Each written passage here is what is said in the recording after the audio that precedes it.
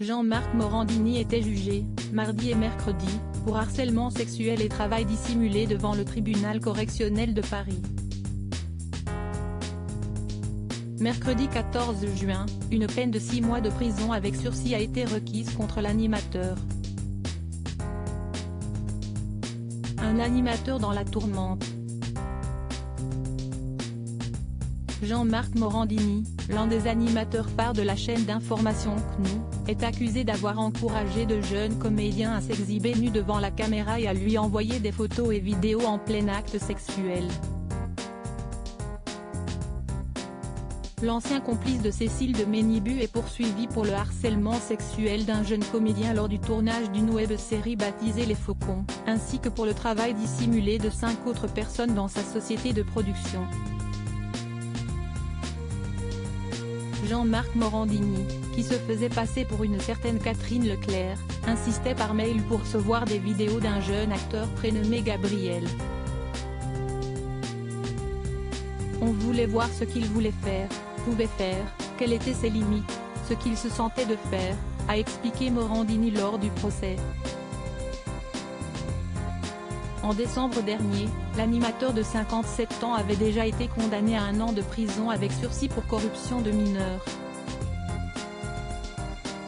6 mois de prison requis à l'encontre de Morandini mercredi 14 juin, au deuxième jour du procès, le tribunal correctionnel de Paris a requis une peine de 6 mois de prison avec sursis à l'encontre de Jean-Marc Morandini.